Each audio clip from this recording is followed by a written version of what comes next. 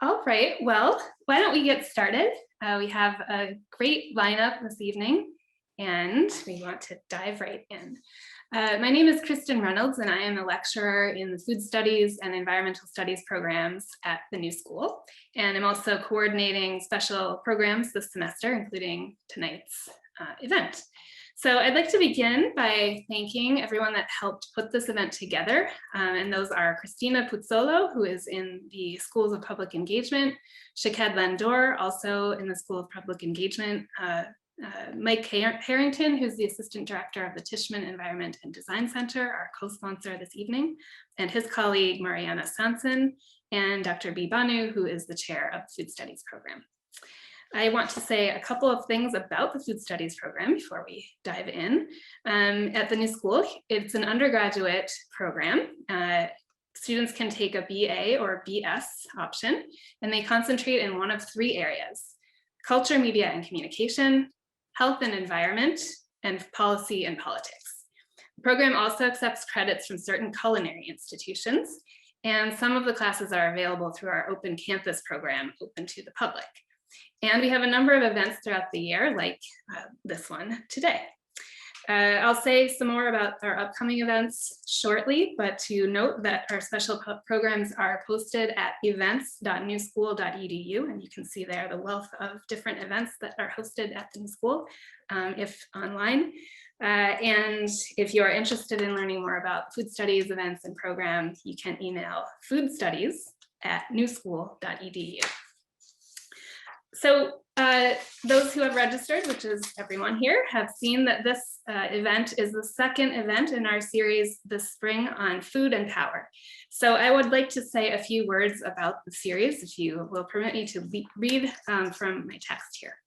So in the introduction to their 2005 edited volume, From Betty Crocker to Feminist Food Studies, Arlene Vosky-Avakian and Barbara Haber point to various scholars and writers who focused on and/or exemplified the connections between food and power in their work, including anthropologist Cindy Mintz, 1985 Sweetness and Power, The Place of Sugar in Modern History, the mid-20th century cookbook writer Elizabeth David, and food writer M.F.K. Fisher, whose 1942 book, How to Cook a Wolf, emphasized the psychological importance of food and culture beyond its nutritional value.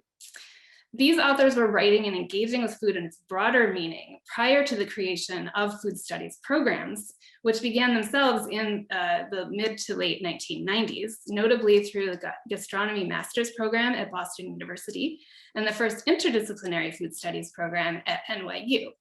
As NYU's Dr. Marian Nessel has observed, the study of food often co-evolves with food movements. And I think that tonight's event exemplifies that very well. But the study of food can also engage with systems of social power. For example, University of Maryland's Dr. Psyche Williams-Forson argued in 2011 for bringing an intersectional approach to food studies in order to help dismantle unjust power structures and strengthen food studies by enabling it to better understand racialized and gendered dynamics of the food system and indeed our world.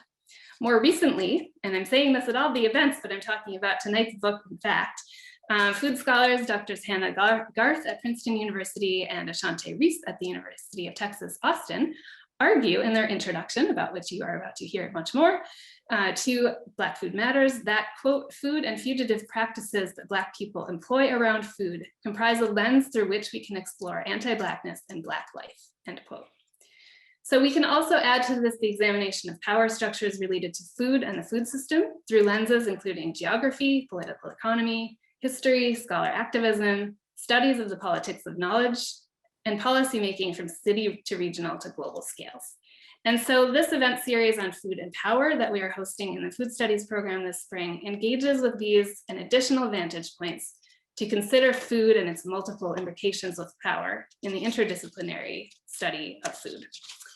And our next event after this one will be on March 25th and focused on the upcoming UN Food Systems Summit. And I'll say one more word about that at the end of our event tonight.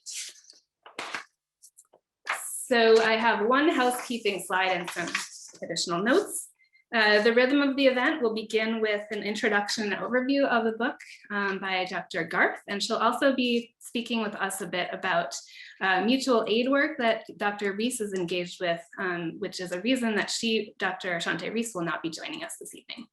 Then the chapter authors will read an excerpt from their chapters, and we'll have a moderated panel discussion, then audience question and answer. Please note that this event is being recorded. Please turn your mics off so that they are not interrupting speakers. Please use the chat window for your Q&A throughout the event, and we'll be compiling those to ask in the Q&A, and that will be after the presentation. And so the last thing that I will say before I turn it over to the speakers is to read quick bios for each of the panelists. So first, Dr. Hannah Garth is a sociocultural and medical anthropologist at Princeton University, specializing in anthropology of food.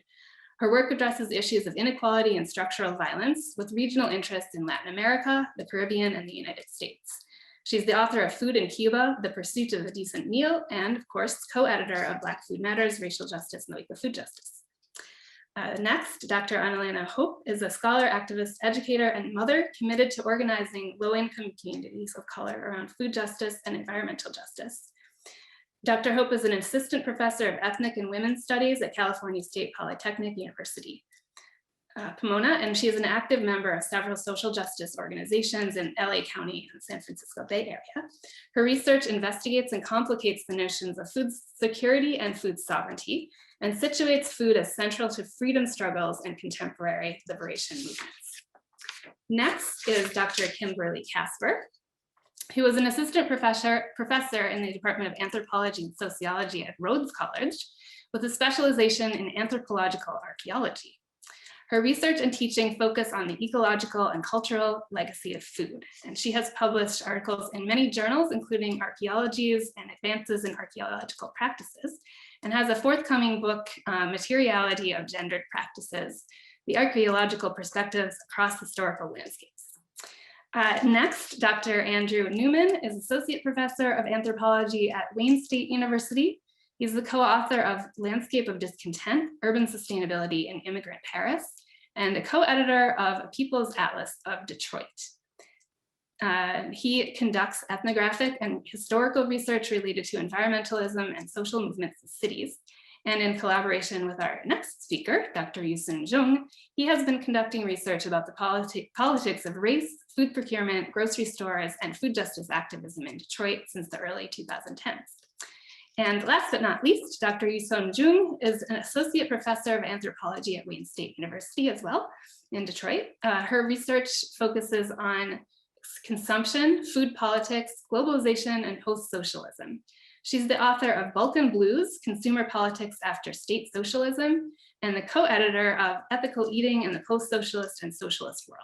She's currently working on a book project, The Cultural Politics of Wine, and a collaborative project with Dr. Newman regarding food politics and urban governance in Detroit. So now I'm sure you are tired of hearing from me, and I'm going to pass the mic and the spotlight over to Dr. Garth, and I'm going to stop sharing my screen so we can all focus on her. All right, I'll take myself off mute.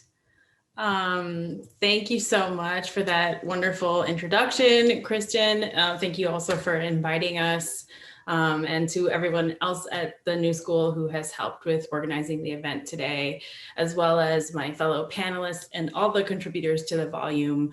We couldn't include everyone here today, but we're happy to have a selection of folks that contributed to the volume. So I almost asked to cancel the event today because there's so many things that are going on in the world that seem that they should warrant more of our attention right now.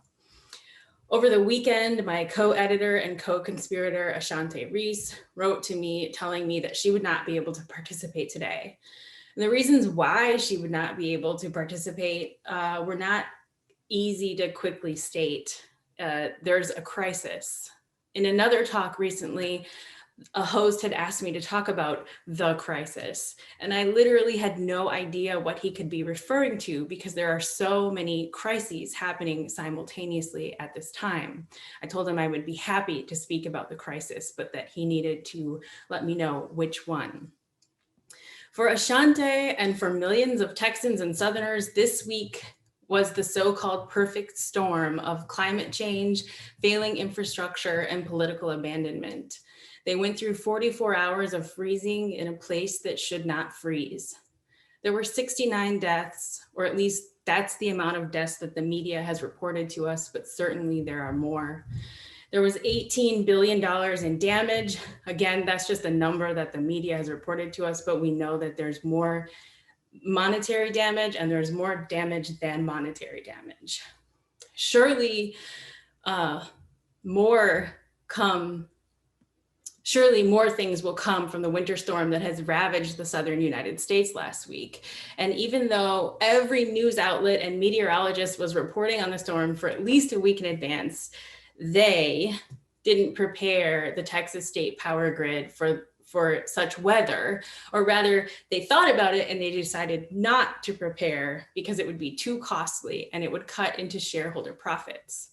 They didn't connect the Texas power grid with other power grids so that they could avoid regulation. Again, protecting shareholders over people, well, people who don't hold shares. So without electricity, heat, water, food, and basic entitlements, and told that there would be no help from the state anytime soon, Texans, like Ashanté, turned to one another.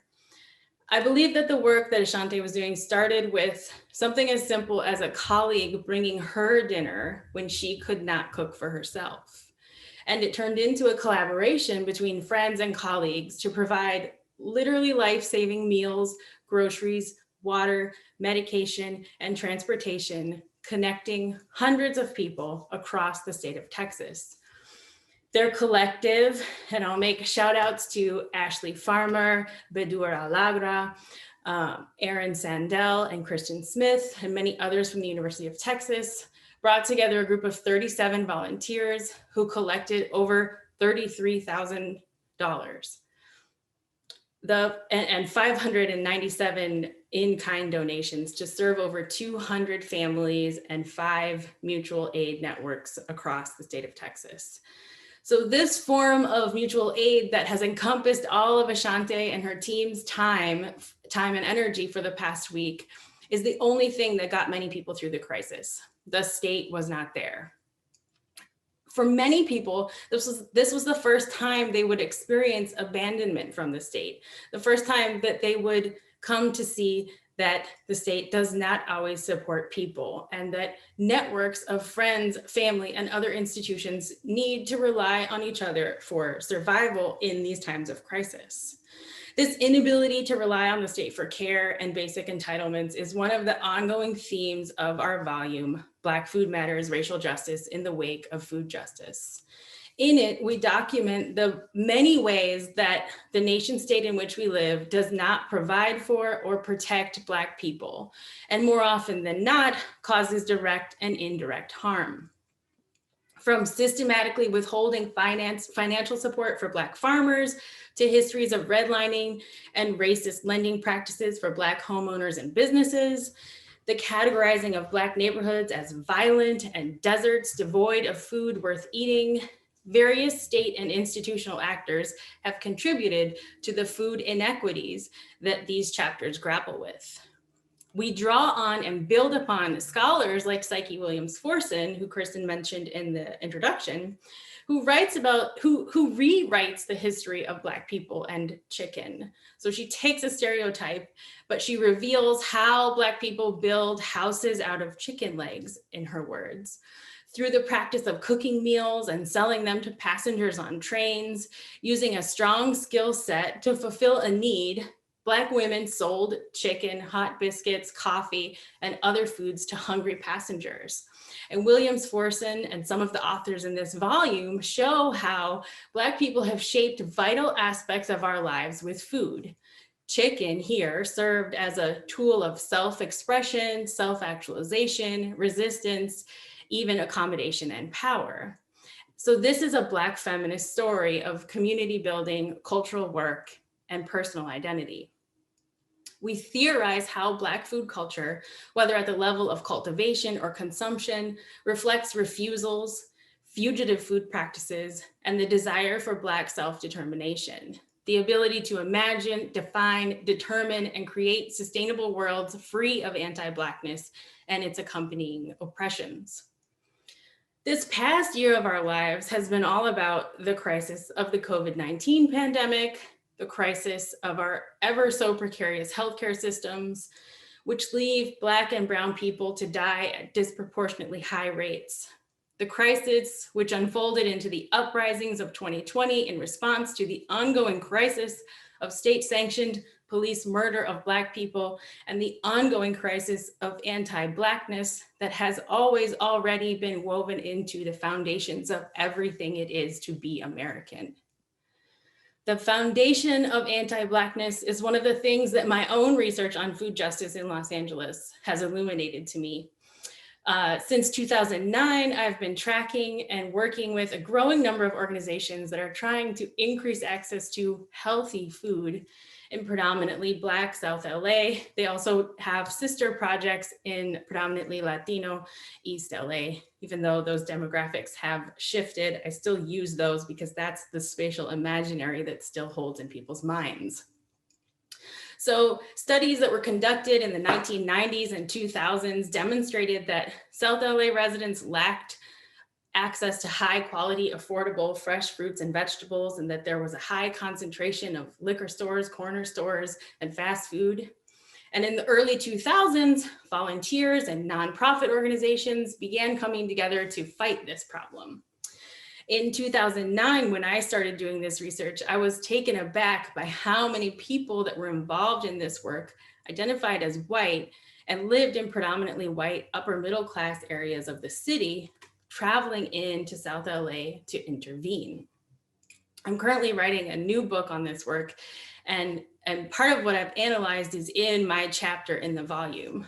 So I'll just read a piece from the chapter now. In the fall of 2010, I joined David and Cheryl to speak at a high school in East Los Angeles. I had been working with them as a volunteer for their organization, Bettering Life, which is a pseudonym, as an ethnographer studying Los Angeles-based food organizations. Their organization had the goal of improving healthy food access by targeting high school students and encouraging them and engaging them in community development projects, such as corner store conversion projects that introduce fresh fruit and vegetables to existing corner stores and liquor stores in the area. David identified as white and Cheryl as East Asian. I identify as Black. And on the particular day that we got together, we were visiting a high school where they had been invited to do a full year-long curriculum of bi-weekly workshops on healthy eating. And although healthy was not explicitly defined by this organization, the implication was that fresh fruits and vegetables were the kinds of healthy foods that people should be eating. As part of the program, the students would design and implement projects to improve food access in their community. To begin, David and Cheryl asked everyone to introduce themselves and share what their favorite food was. I jotted down the students' answers: tamales, barbecue ribs, pozole, pizza, carne asada, and tortillas and butter. And when it came around to me, I stated my name and that my favorite food was macaroni and cheese.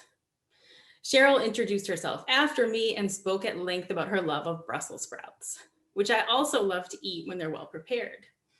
At the end of the session, after we left the classroom, Cheryl pulled me aside and said, "I wanted to talk to you about your favorite food. We're here to tell the kids to change the way that they eat, to get them to stop eating things like tortillas and macaroni and cheese and eat things like Brussels sprouts and kale and broccoli, you know, healthy food. So next time, just say that you like kale, okay?" David overheard this conversation and he didn't say anything. I responded that based on their own responses, I was thinking about culturally valued foods that mattered to me, and that macaroni and cheese was a central part of Black food culture in the way that pozole or tamales might have been for some of the students. Cheryl looked at me and tilted her head down with her eyes on mine and said, "Macaroni and cheese is not a central part of Black food culture." And that it did not matter if people connected their foods to their culture, because we needed to get them to stop eating in this way, to stop eating foods that were pure fat and carbohydrates and eat more vegetables. And she finished by reminding me that this was what their grant had funded them to do after all. So this encounter and countless others like this in my research in Los Angeles have revealed the various forms of anti-Blackness that permeate some of the food justice work and food scholarship that's going on across the country, where concepts like healthy are wielded as weapons against the ways in which Black communities eat and live. So overall, we're theorizing from a Black studies, Afro-pessimism sort of remixed with Afrofuturism. And we conceptualize these practices of mutual aid, care, and resistance within what Christina Sharp has called a total climate of anti-Blackness. We play with her concept of the wake in our title. How can we also think about Ashanté's organizing work as part of the wake, as a track left in the water's surface by a ship, as a state of wakefulness, consciousness, as a way that we always are in the wake of the unfinished project of emancipation.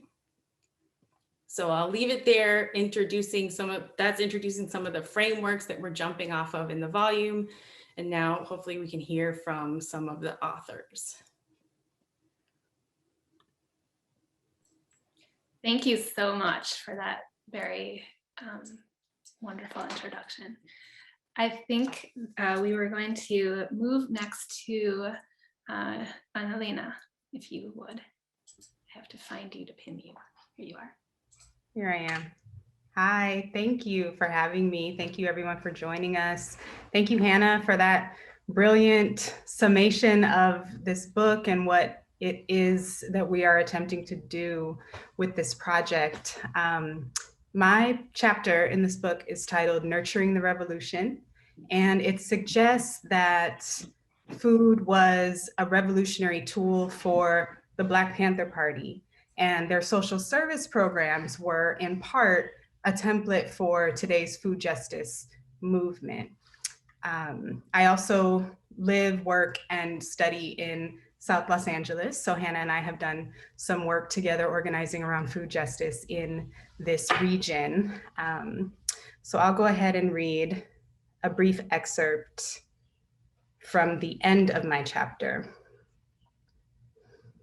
Using food as a lens to expose racism and inequality was a powerful part of the Panther strategy that could help contemporary food movements become far more accessible and impactful for the people most in need of better access to healthy food.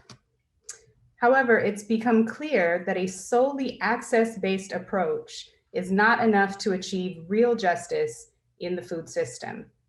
To be truly transformative, food justice movements must become much more expansive, inclusive, and intersectional. As the Panthers made plain half a century ago, providing food is not the revolution, but a vehicle through which revolution is made possible. Today's grassroots efforts to dismantle and circumvent racism in the food system remind us that there is a radical possibility that arises from necessity in the most marginalized spaces.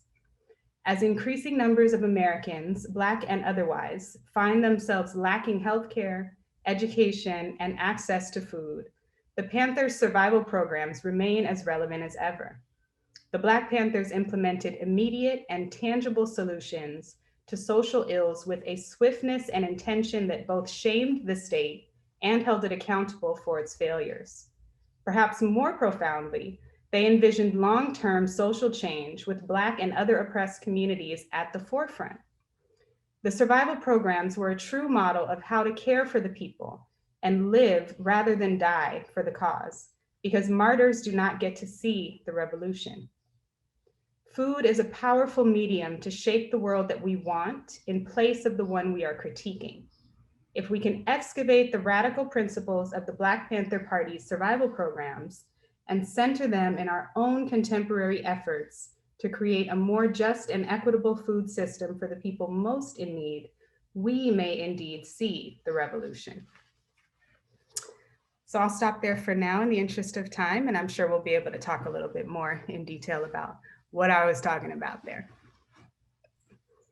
Thank you so much. It's so, having read all of your chapters, it's so wonderful to hear you speak about, the individual analysis that you bring, but also the way that we start to see how they weave together. So thank you very much. I think next up is Kimberly. Good evening, everyone. Thank you, Kristen, for inviting and organizing this wonderful session. And thank you, Hannah, for those beautiful words and start to this. I'm actually zooming in from Memphis, and we as a city have been facing a lot, I think, within the last couple of weeks as well. And some parts of me getting a little verklempt and as having to deal with this and kind of going through what I guess we could label as Snowvid at this point, and even what we're seeing here happening to our Memphis residents and our Black community and our communities of color here within the city. So I appreciate all those words. My chapter really focused on one of the, I think, a foodstuff barbecue that often Memphis is associated with.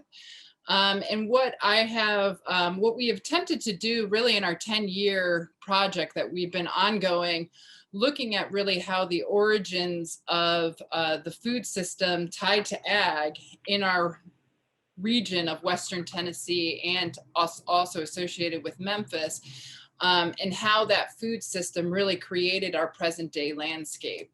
And this is something that really my students had pushed me as an archaeologist when I first came into Memphis. I had worked with Native American communities up in New England previous to coming to Memphis, and had been really, I would say, saturated in the history in the past. But my students were very interested in attempting to work with some of the contemporary food institutions and nonprofit organizations. And so this is where I would say the work that we've been doing really has, we've attempted to show how the past is really formulating and shaping the present day. And I'll just read an excerpt out of my chapter here. Memphis, which is the urban hub for traditional agricultural-based landscape in Western Tennessee, is one of the hungriest and most obese cities in the United States. In the last several years, community stakeholders have been working towards solving these pressing food-based inequalities by reviving a local food system that bolsters small-scale farmers and increases low-income access to associated agricultural products like vegetables, fruits, and meat. However, in this chocolate city, which is 64% African-American, these initiatives often overlook the historically centered cultural practices and persistence from slavery onward and how they influence the present day landscape. This historical knowledge gap often stalls or halts, the efficacy of community solutions that seek to reshape this vibrant but turbulent racialized foodscape. Through the community-based project, we attempt to rectify that fissure in the knowledge base through intentionally engaging historical and contemporary spheres via historical ethnography that blends oral histories, written records, and material culture. Through the lens of Black geographies, intersectionality, and cultural memory, we deconstruct the role of barbecue and the complexity of race, place, and community from slavery to the contemporary. In alignment with the volume's theme, we seek to demonstrate how and why barbecue matters, and it is more than just food. We highlight how generations of African Americans shape barbecue and maintain their community cohesion and culture, but also critically acknowledging its cultural appropriation. With this integrative framework, we more specifically food justice stakeholders can use barbecue's historicity, materialities, and symbolism to gain a deeper understanding of its tool of cultural, economic, and political unity and resistance in the region. Fundamentally, the story of barbecue within African American communities can help empower and bolster more intersectional food-based solutions within the social justice landscape. And I'll leave it there. I'm sure some of the questions, I look forward to the questions to come. Thank you. Thank you very much, Kimberly. So Andy and Yuson are co-authors. I'm not sure who you have decided is speaking. Well, Or I'm both. actually, in the spirit of co-authorship, we're actually both going to speak. right. I'm going to go I think I can get first. you both on the screen here. Sure. Nope, that did not work the way I wanted it to. Sorry about that. Go ahead. Well, first off, thank you, Kristen, for organizing this panel. And also just a big thanks to Hannah and Ashanté for your leadership in putting together this book, which you introduced so wonderfully and connected it to the world right now in such an inspiring way. And but thank you for putting together this book so inclusively and so quickly. I'm just professionally in awe of your work. And, you know, and so that was just, it's been great to be a part of this project. And so I'm going to read the first. Yuson and I have divided this up, and I'll start off and then she'll pick up where I finish. Our chapter, it's called Good Food in a Racist System, Competing Moral Economies in Detroit. In a short way of describing it, we really tried to go beyond the dichotomy of access or no access when talking about anti-Black racism in the food system, and really looked in a more nuanced way at how people define good food, specifically how Black Detroiters define good food as a way to confront and contend with anti-Black racism in the food system in general, actually in Detroit. So I'll start off here with a short reading and then pass it to Yuson. In this chapter, we focus on the moral meaning that activists and Detroiters assign to the buying and selling of food. We look beyond the food justice movement as it is typically formulated and examine how individuals within these movements are contesting and reworking the moral meaning of economic exchange itself, especially within Black communities. We draw heavily from E.P. Thompson's work on the moral economy. This was really important to us because anthropologists have used E.P. Thompson so much for such a variety of applications, but we really wanted to point out actually that for E.P. Thompson, the moral economy was fundamentally about food in his original stipulation. And it pertained to appeals to a generalized sense of human decency that was rooted in specific customs when issues of community survival were at stake.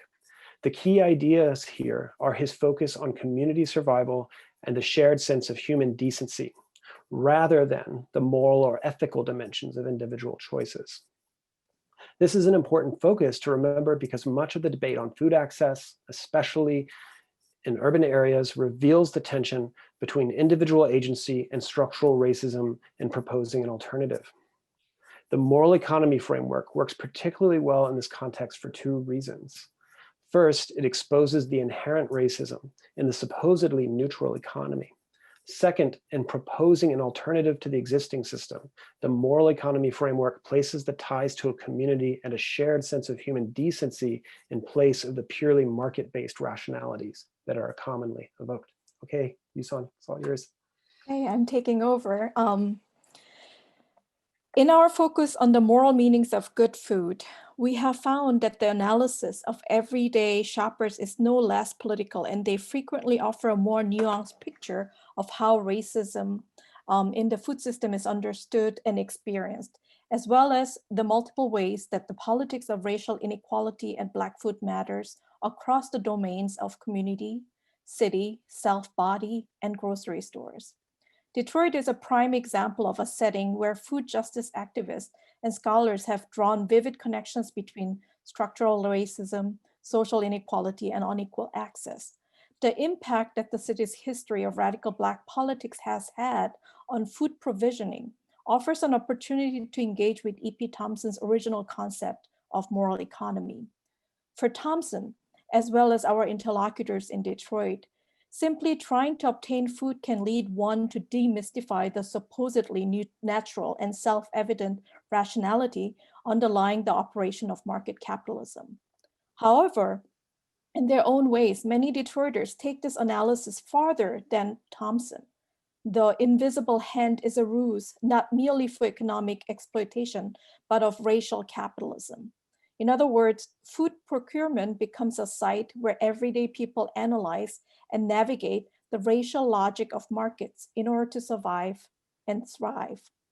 To find and cook quality food is about not only confronting racial capitalism, but living the good life while trying to overturn it. Thank you very much. Thank you to all of you for sharing with us the behind the scenes and reading verbatim from your chapters. And I know that many people will be wanting to buy the book after tonight's event. So I'm trying to figure out how to do this. There we go. Now we have some questions that the panelists have prepared responses to in advance. And so I will ask them. We will get through 1 or 2 or 3 of them, I think. And maybe folks can jump in the way that you want to. So the first question is this. In their introduction to the book, Ashanté and Hannah explicitly discuss positionality and the politics of studying Black food culture, and that's a quote. Most of you, panelists and chapter authors, also discuss at least one aspect of your own positionality or your positionalities in researching and writing your chapters. So we thought it would be interesting that the audience might like to hear a bit about this. What brought you to the topic or the groups that you discuss in your chapters? Some of you have touched on that a bit already, I know. Were there tensions you experienced or lessons you learned in this work that could provide insights for those who might be currently engaged in similar research or activism or interested in doing so in the future?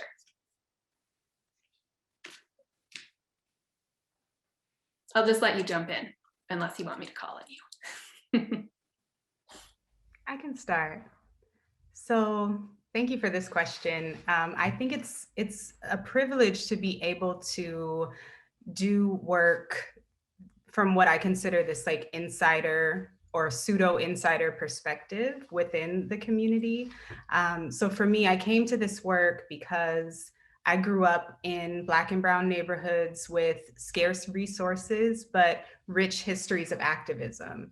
And when I started studying food, I noticed that health and wellness were very much coded as white, with very little attention to the experiences of people of color or the roots of struggle, right? And at the same time, I was also learning about social movements in ways that reframe them as acts of love and nurturance, right? And food was a major vehicle of love in action in these situations. And so my work in LA came about because I was a graduate student at USC, and I had a great ethnographic opportunity to work with a food justice organization that was founded by Black Panthers and could trace its roots and its lineage directly in this way. And so I was a volunteer, and then I became a board member and a representative of the organization. And so then I had to be strategic about how I wrote about our work and our struggles, because I also wanted to be honest, right? And so I would say for others working from this insider, pseudo insider perspective, transparency and communication with the people you're working with is really key about the questions that you're exploring in your work and how you're telling a particular story, and staying true to like what the kind of what kind of contestation is happening both within an organization and within the neighborhood more broadly.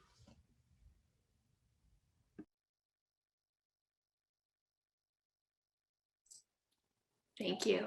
I can relate to that. But if someone else like to jump? I can talk a little bit. When it comes to, I think transparency and communication, those are two key terms, I think, that are extremely useful. And one of myself coming to this research, and I actually am a big fan of barbecue and also meat. And I don't know if it's just my own heritage coming out of that, but coupled with that, we have actually been working with descendant community members for several years now within Western Tennessee that are tied to, so I actually excavate or heading some excavations in Western Tennessee tied to plantation systems.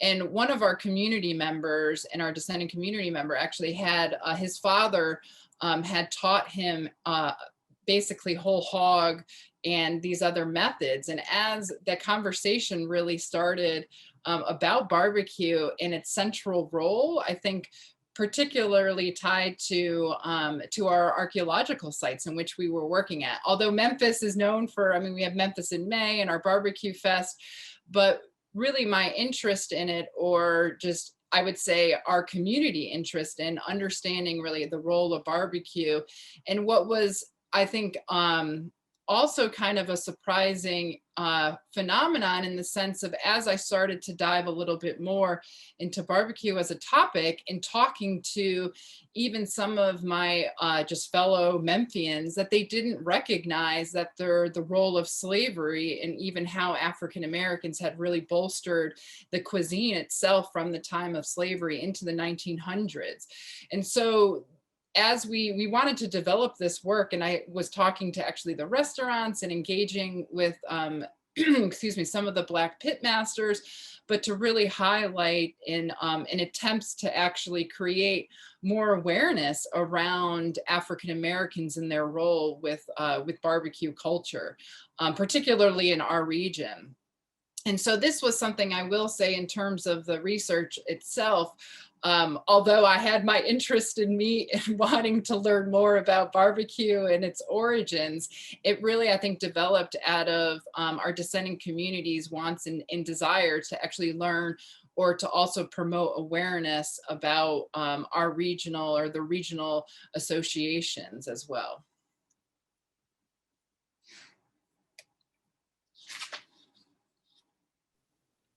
Thank you.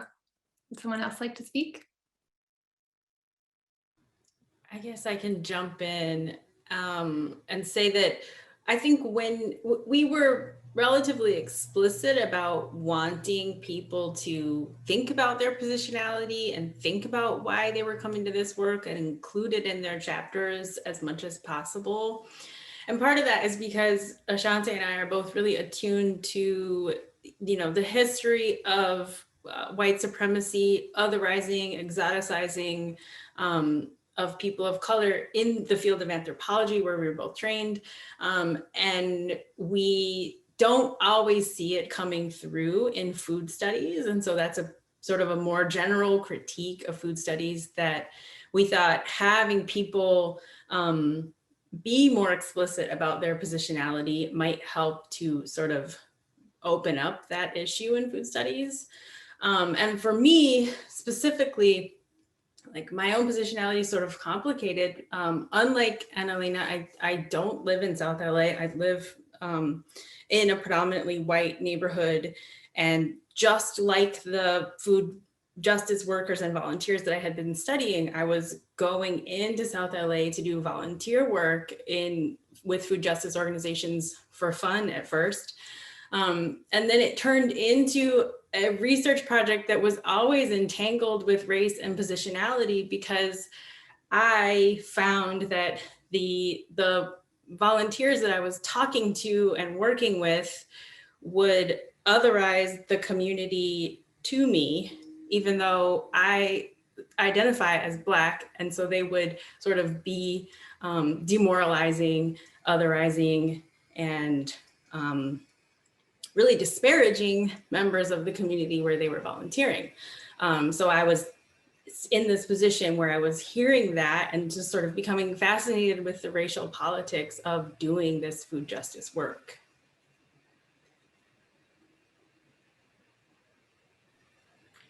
Thank you so much. Yuson, Andy, would you like to say anything? Yeah, I think our project is unusual because we both came to it as people who Yuson had been working on food, I'd been working on urban social movements in separate contexts, and shortly after being at Wayne State, we started this project while we were there. And so Wayne State being located in Detroit, we kind of saw, you know, the city was undergoing this tremendously process of the bankruptcy of Detroit, which led to water shutoffs eventually in the Detroit water crisis. But there's also the Flint water crisis happening in Michigan, and all this stuff is going on around the time that we started. We're a little bit after we started, but it was kind of building towards that. And in the midst of this, while Detroit is undergoing gentrification, and it has the kind of classic narrative around gentrifications you often see in US cities. This Whole Foods opened, and it seemed like this bizarre situation, but as we learn more about it, there seemed to be this strategy of Whole Foods actually opening stores in predominantly Black neighborhoods in a number of cities, Chicago, New Orleans. And it seemed to just encapsulate everything that was going on. And but it's a complicated position. And in some ways, one of the things I learned in this project is, on one hand, Wayne State being a known quantity in Detroit, it's kind of part of the city's history in many respects. And the history of Detroit is about very much a Black blue-collar middle class and an upwardly mobile Black middle class in Detroit. And Wayne State has always had a kind of part of that history. And so our position and affiliated with that, or that university, is kind of interesting because we're part of the city, and yet, of course, in my case, as a white guy, like also not in some respects. And so one of the things that I'd noticed or learned in the research that I've been doing, and I know Yuson can speak, is first of all, I think a lot of the relationships that I developed around this work were actually developed before we started it, just when I arrived at Wayne State, getting to know the food justice world before this project started. And I've been involved with collaborations with people before we did this work, and have been involved with collaborations and co-authored stuff with some people involved in it afterwards. So I've just had an evolving relationship, and I consider some of the people that I worked with in this project, including people interviewed in this project, in this chapter, like my mentors in some respects, that I've learned from. And I've just tried to kind of go about it from that relationship. And I also noticed even with, when we did, I guess what you might call more traditional work, in the sense that we were sitting down with interviews with people, in this case, senior citizens in Detroit, talking about shopping. We'd go shopping with people and just helping people carry their groceries literally, and talking with them about shopping.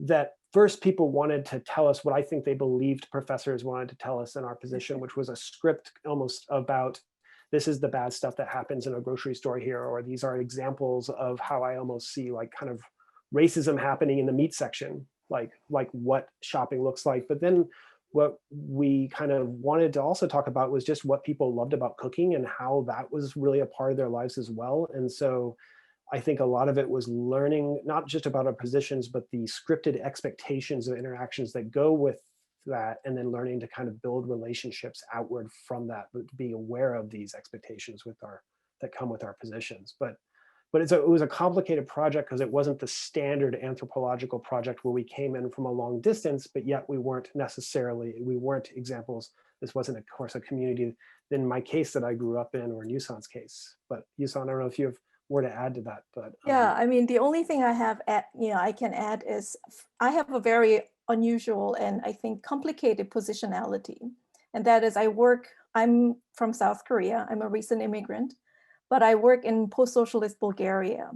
And when we started this project with Andy, I was just really struck by this interesting comparative parallels that I could draw out from my work in Bulgaria, and that is the obsession about quality consumption, right? Both the Detroiters that we talked to and both the Bulgarian consumers in Bulgaria, they had this really obsession, almost like, obsession about why certain times the state fails them in providing not only access to things like food, but high quality or better quality access to things. In other words, their treatment as second-class citizens was something that was really, really interesting. And I was very much intrigued to notice that. So in our chapter, we really discussed this. We tried to unpack this meaning of quality in this, in our case, in our Detroit context, and what that actually means to the Black consumers, the Black shoppers, and those who engage with food justice work, and also the grocery, in our case, the Whole Foods market that arrived after an absence of national chain grocery stores in Detroit. So that was a really, really interesting kind of way for me to gain some comparative perspective as an anthropologist, and also gave me a very interesting kind of learning experience of how I can actually understand this politics of food in a more kind of comparative sense. So that was, for me, a very interesting experience, and also kind of navigating the multiple positions. As somebody who, as Andy said, works in the city, is associated with the institution that a lot of the detroiters have connections to, and yet I look different. I have a very different background in terms of my study of expertise regionally and geographically. So that was a very interesting kind of experience. And as Andy said, we learned a lot through that kind of experience. And one other thing that I wanted to note was that, unlike a lot of people's perception, as we all, often know, Detroiters are not a homogeneous group either. So for example, those food activists, they really span a spectrum in terms of where they stand in their politics, but also those people who talk about grocery store experience, their experience, are very, very diverse. So capturing the nuances for us was a very important kind of way to think about this very often articulated binary between access and not access, or quality and low and high quality, or better quality and lesser quality, and those kinds of things.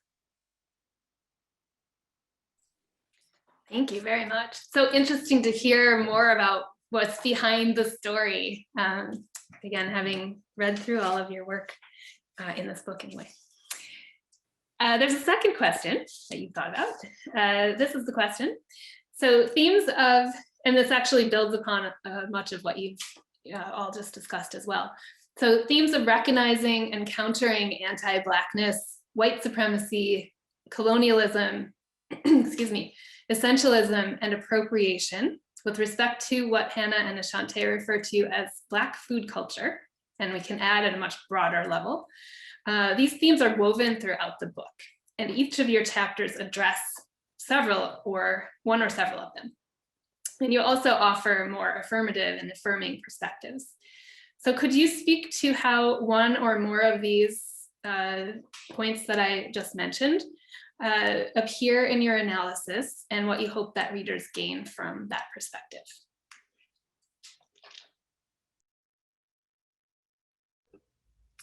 I can start us off again. We are in a flow here, so I'll start. So in my chapter, I also explore the ways that Black food cultures have been negated as part of a broader global project to discredit and dehumanize Black people. And Black food cultures are often reduced to what we might call scraps from the master's table, right? Which is a popular cliche that I'm sure many of us have heard. And that summation of Black food culture really overlooks the fact that enslaved Africans were kidnapped and dispersed around the world to do agricultural work because of their expertise in cultivating land and growing food. And they also cooked every dish on the master's table. So there's that, right? And Black food culture has also really become synonymous with soul food.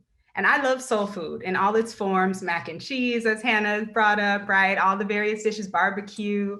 And I claim soul food as part of the Black culinary tradition, absolutely.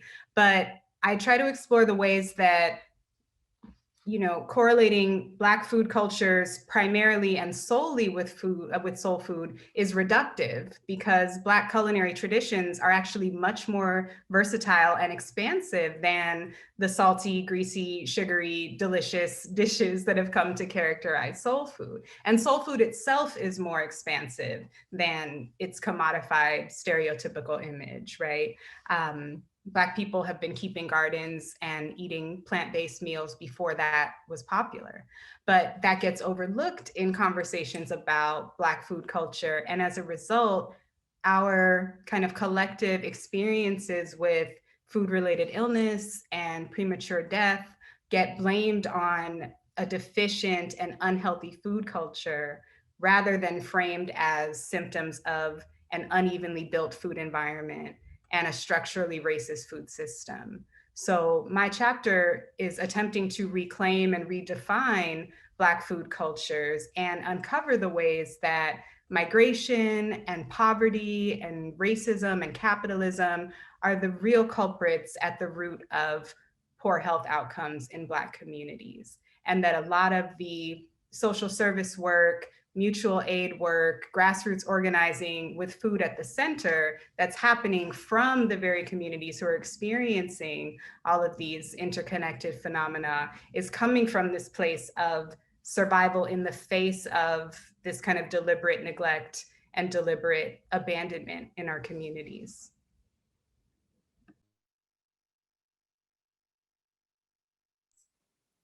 Thank you. Someone else?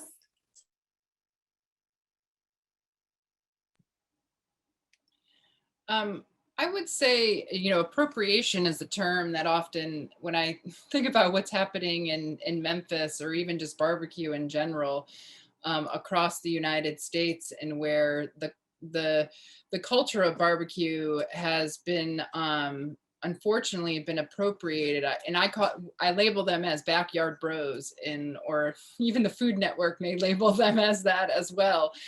But thinking about, and Memphis as being this place where we do have a massive world championship barbecue fest, and it is thousands of dollars in order to actually even enter the competition itself, and where you have this appropriation by different people besides the African American community, and also the continued, I think, displacement of the ability to be seen as part of the culinary traditions that may be tied to Black culture.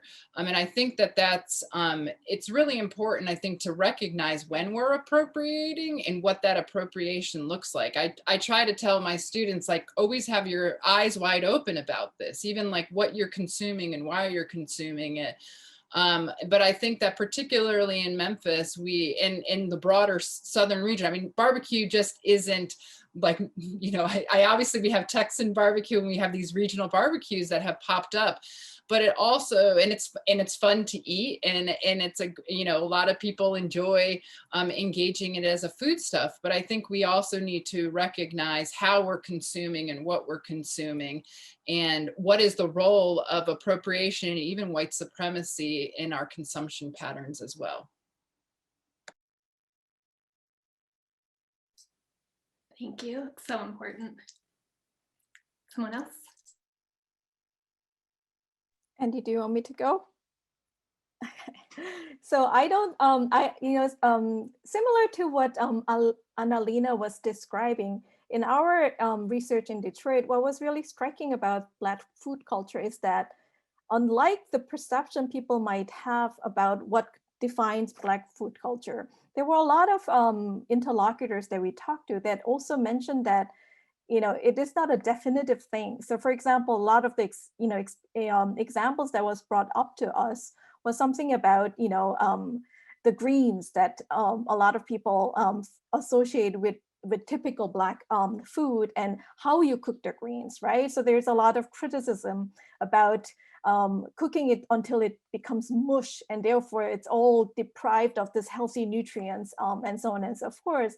But then there were a lot of people who also said that in their household, they are not cooking in that way. And it has, it is not a fixed thing. So that was kind of an interesting way to also emphasize the nuances and kind of pushing back against the essentialism when it comes to these kinds of stereotyping that occurs. And also some of the food justice activists that we talked to, including a chef, an African-American chef, was saying, Black food itself is a very adaptive thing. So it is evolving constantly. So to pinpoint that this is the only way, or this is the way to cook Black food, is also a very, very problematic thing. And he was actually urging a lot of his fellow citizens to think more deeply about what actually means to cook in a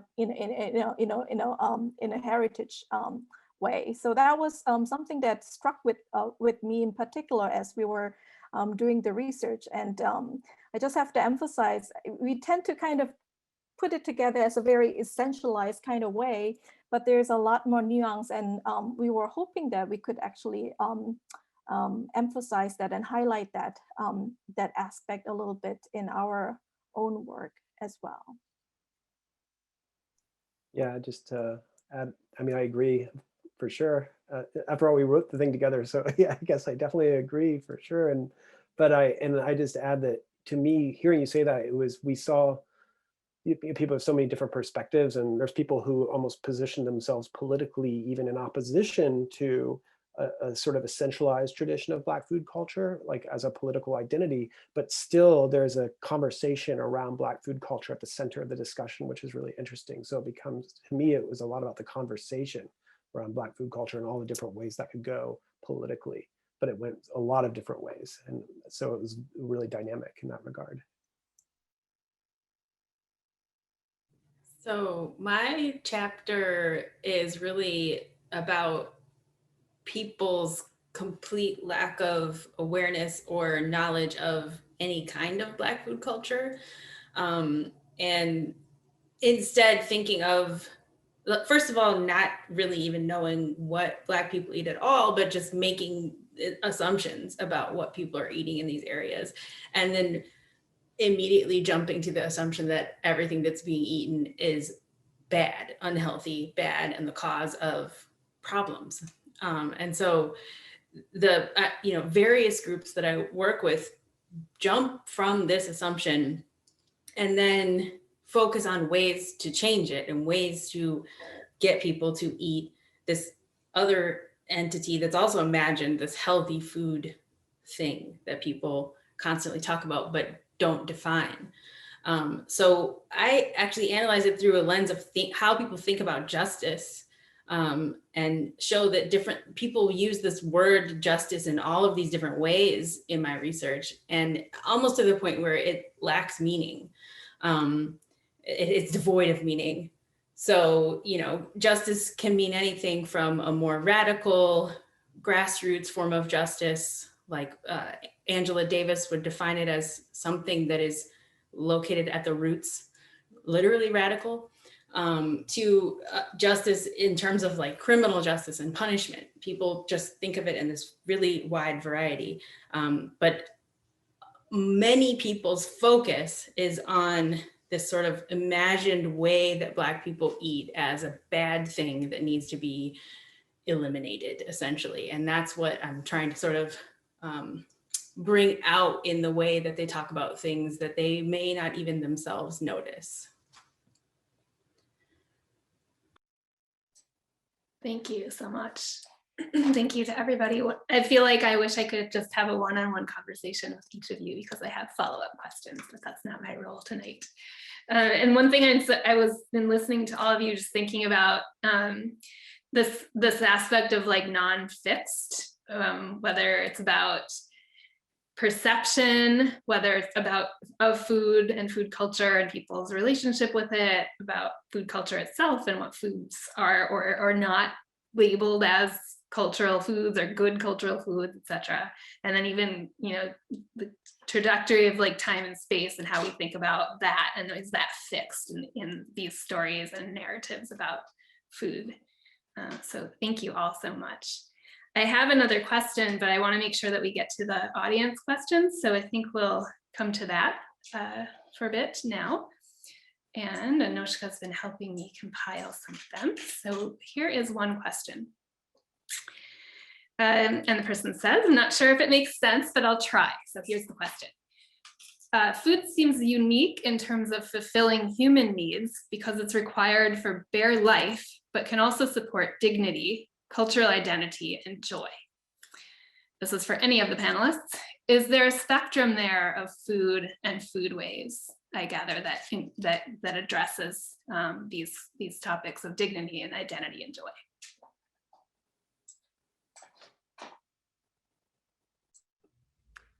I like that question. I think in my own work, both in my research, but also in my teaching, when I teach food justice, so I'm an ethnic studies professor, and so I use food as a lens to help students understand the ways that racism manifests. So they might come into the class thinking we're in a post-race moment. We had a Black president, Oprah's a billionaire, you know, slavery's over, right? Why is this even an issue? And then when we start looking at the food system and the way that the built environment is stratified, then they're like, oh, I'm seeing something shift demographically in the neighborhoods that are saturated with fast food, liquor stores, et cetera, and in the neighborhoods that have access to, you know, healthy foods or foods that are produced without chemicals and pesticides, organic foods, et cetera. And so I frame it as, you know, and part of why I even work on food at all is that I feel like it opens up doors to so many conversations. Food is how we know our kin, it's how we know our place in the world. What your family cooks for birthdays and holidays is very specific. It's how you identify.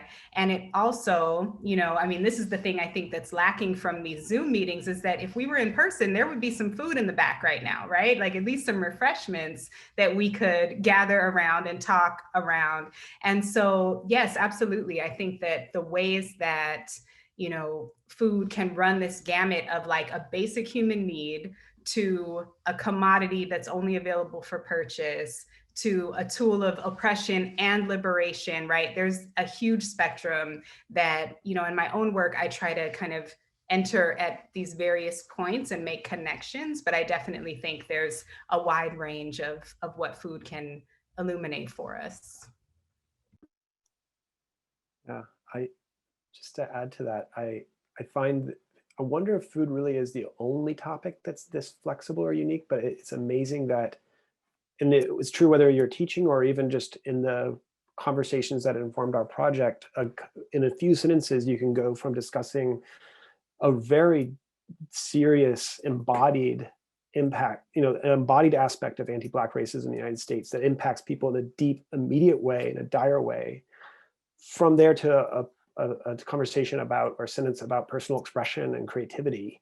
And food can go back and forth between those two poles in ways that there's, I think, very other few topics can. And something I learned from this project. And I found that both when I teach and talk about food, but also in the interviews in this research. So yeah, I'm just echoing you, I think, Analena.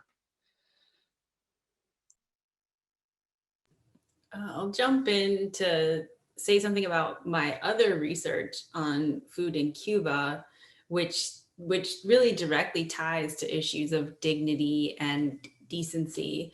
So Cuba is generally understood as a place that is food secure, where the government believes that people have the right to food, and the government even provides people with a basic amount of food for free. However, over the decade plus that I've spent talking to Cubans about their food system, one of the things that makes them deeply unsatisfied with their food system is their inability to acquire the ingredients that they need to produce the meals that they are culturally connected to, historically connected to, ancestrally connected to, and that they view as sort of symbols of what it means to live a good life, to be a dignified person, to be a decent person. And they really go through a lot of emotional stress when they're unable to access the foods that allow them to be able to sort of express and understand that they're living an appropriate life. And I do see that also in Los Angeles when I speak with people who live in South LA and people who live in other areas that have lower access to cultural foodways, that they, you know, it's so important that people will travel for miles and miles to be able to get certain things. So, you know, if you live in one area of the city and they don't have the right kind of ethnic market or the right kind of foods at the market that you go to, people are willing to travel 20, 30, 40 miles to be able to get these kinds of ingredients because they're that important to them. So it becomes something that can really encompass all of your energy and your thought and sort of become your whole life.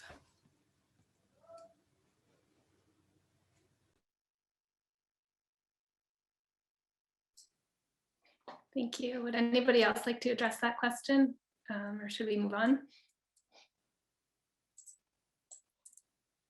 All right, so the next question I will ask says, my question is mostly for Dr. Garth. Thank you for sharing your experience in the school food program in LA. You mentioned that quote unquote healthy and nourishing food is often identified with whiteness. How do food content creators and recipe developers account for cultural identities and backgrounds in their recipes, especially because throughout recent history, quote unquote unhealthy foods have been marketed toward BIPOC or made readily available in food deserts? Does that make sense? Yeah, I think I understand what the question's asking. Although I'm not quite sure what exactly is encompassed by food content creators and recipe developers. But I think I'll just answer this in a more broad way, which is to say that most of the foods that are sold to us in the United States are part of a broader capitalist food production system.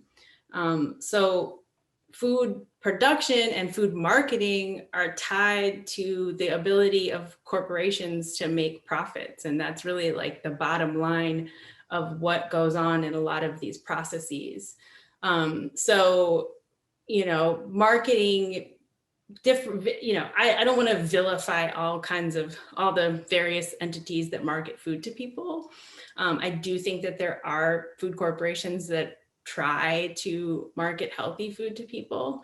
But the bottom line is that it's all about getting people to buy more and consume more so that they can make more money. And that is sort of what underlies all of this.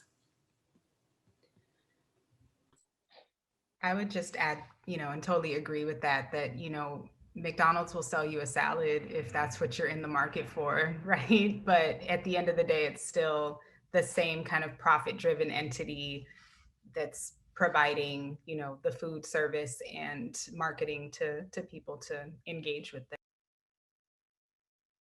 And along that, and thereby creating a hierarchy of what is better and what is worse, right? And that reproduction continues in this system of that hierarchy. That last point, or all of this, reminds me of some analysis of Raj Patel about the way that industry makes consumers or drives consumer desire. All right, so let me ask another question here. This is more about food production.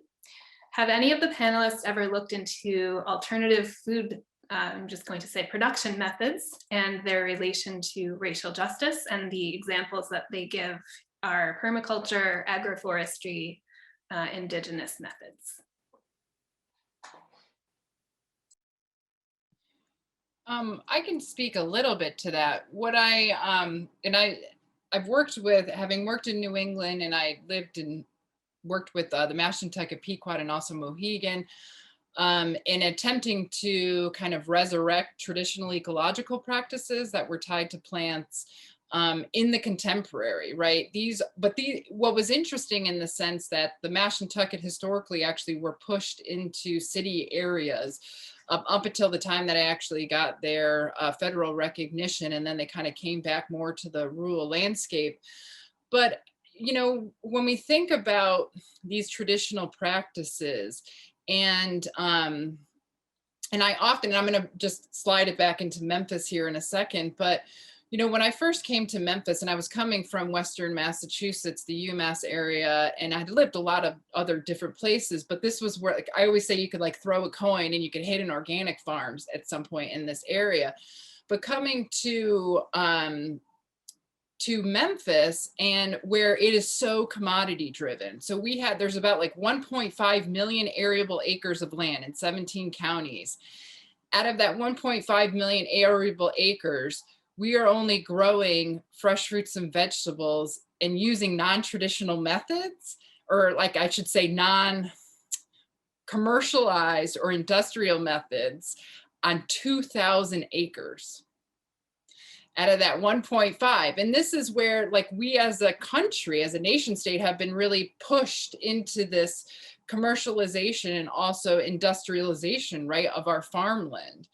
And so what we have been finding in Memphis, because I do work a lot with local farmers, and we actually used to run a farmers market within the city as well. but it's almost, and I've been talking to also industrialized farmers too, and they're saying, well, if you want us to shift, it's like asking an anthropology professor to teach math in terms of like, if you want us to start growing broccoli, and I used to grow soy or I used to grow cotton, right?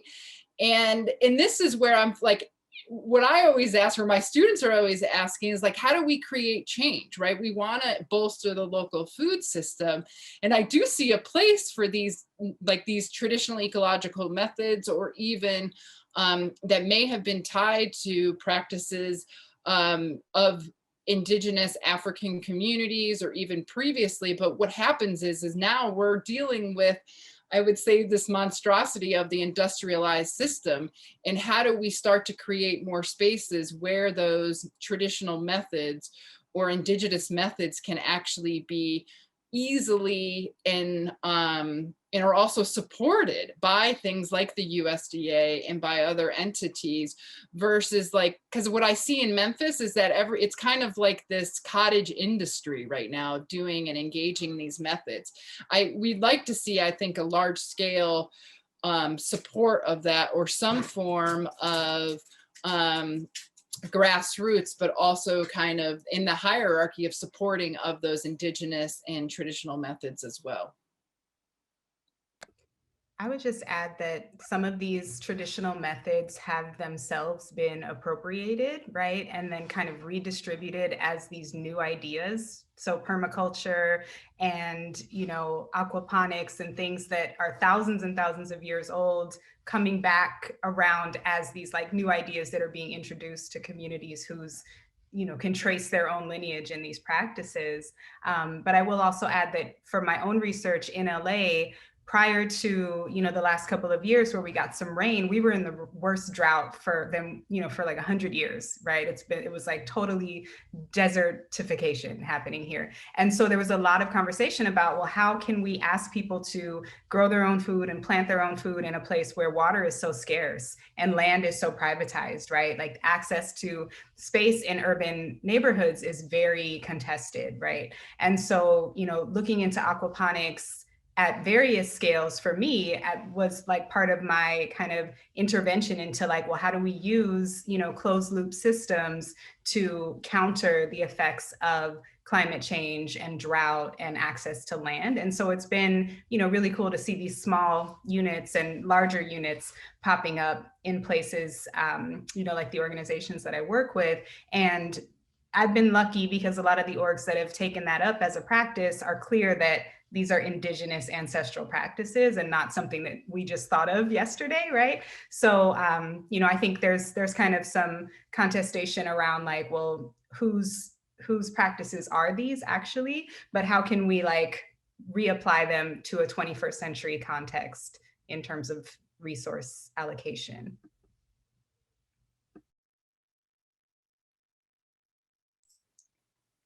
Thank you. I think this leads into another of the questions actually, which is the following. Could anybody speak about, I'm sorry, it kind of connects to a question I had asked you all to prepare in advance, so I'll ad-lib a little bit as well. Could anybody speak to the prospects for linking land justice to food justice, especially in urban areas? For example, community-led land trusts that operate local food systems from production to waste to renewal. And my addition to that is we had some discussion and in the introduction to the book, Hannah and Ashanté kind of take to task the dominant framing of food justice. So if you want to speak to that at all in your response, you could do that too. I might speak to that a little bit. When I did grad school Detroit after that. And one of the things that struck me was that when people talked about urban politics in New York, obviously they talked about gentrification and housing. And when I got to Detroit, I heard people, activists in the community who'd been working for a long time, use this word I hadn't used before, which is land, which was a city. I didn't think of land and city as usually a part of the same discussion. And that's something that I think has happened at a broader level. But I think in Detroit, one thing I learned is that actually the link was made a long time ago. And some of the leaders in the urban ag movement in Detroit who were Black farmers in the city we're thinking about land from the very beginning as part of a broader critique of white supremacy and what Black communities needed. And land is at the center of that. And so that was actually a very well-established part of the conversation within some sectors of the urban agricultural world in Detroit. But like a lot of things we've discussed, you can't homogenize urban agriculture. It kind of is broken into all these different constituencies and groups. And so it doesn't mean the same thing for everyone. But so I just had to, I had to speak up when I heard that question, because it's been a very meaningful theme in where we've worked. Yeah, I'll say there's a couple of chapters in the volume that deal explicitly with this, specifically Willie Wright and his co-authors chapter. But there's a number of organizations that are out there that are trying to sort of rectify the past violences of Black land loss. So the National Black Food Justice Alliance is one that is working with various groups to try to get like actual Black individuals who've lost their land back on their land, and also, you know, really seemingly simple issues like people who haven't been able to pay the tax or the back taxes on their land, who've had their land taken from them, these organizations are collecting money for them to be able to pay those back taxes so that they can keep their land. And that, you know, in each different area of the United States, there will be different entities that are working on this, but I think it's a really important thing to know that this is a sort of an ongoing crisis, that Black farmers and Black landowners continue to lose their land. And obviously in urban areas, as Analena just mentioned, the privatization of land and the increasing cost of land and housing is an ongoing issue. I see it all the time with the community organizations that are trying to be able to have community gardens. They may be able to start a community garden on a piece of land, and then that land is sold to a developer or an individual, and they lose their ability to cultivate on the land because they do not own it.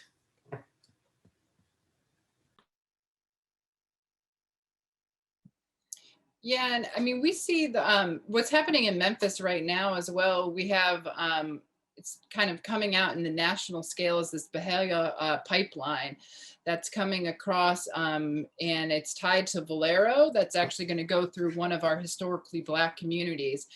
And it's just going through our city council in terms of resolution, but also eminent domain is being claimed by Valero in one of its sister companies. And this is where I would say land within Memphis, right? So you have the pipeline, this crude oil pipeline that's supposed to go south into Marshall County in Mississippi. And the individuals were offered in this historically Black community, which has a higher predominance of actually people owning their land generally.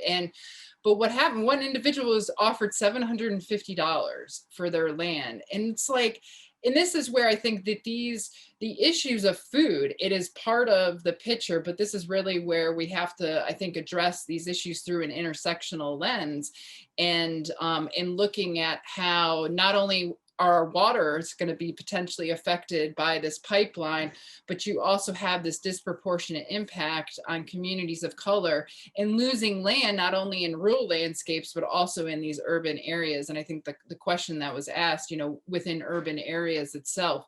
So I think for us in Memphis, one of the things that we've kind of come to recognize is that food is part and parcel of the bigger picture of social justice, and how it has to be addressed within housing, within even things tied to environmental elements, or in education, or these other elements as well, these other variables, these other cultural variables. And so I think it's important to recognize that intersectionality.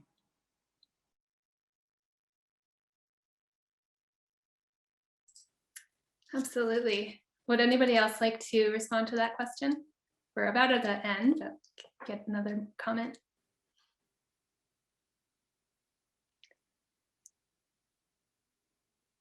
So I would like to ask if any of the panelists would like to make, if you would like to make any final overarching comments perhaps Hannah, as the one of two co-editors. I don't know if you have any last words that you'd like to leave us with. Well, I just want to thank all of you, all of my fellow panelists and authors for contributing to the volume and being here. I think one of the things that we really wanted to highlight by bringing this volume together was that there are a lot of people that are out here doing this research and doing this work, and that sort of, if we come together to conceptualize these ways of thinking about Black food culture, Black food cultures, as the sum is greater than each individual project that's being done. So it's good to sort of think about these things collectively, collaboratively across one another.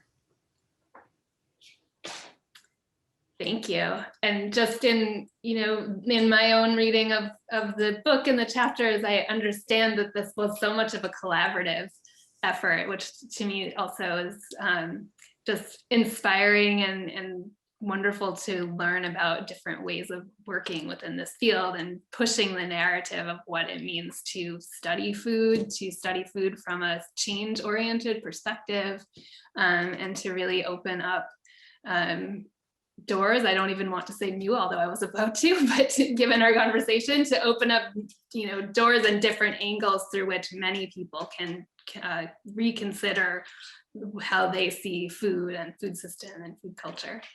So thank you all so very much for sharing your chapters and your thoughts and your inspiration and your intellect with us. I just have a couple of last logistical announcements. First of all, mea culpa, but I forgot in my introduction to thank Anoshka Toski, who's a graduate student at the New School and who has been managing the chat and the wait room. So thank you very much.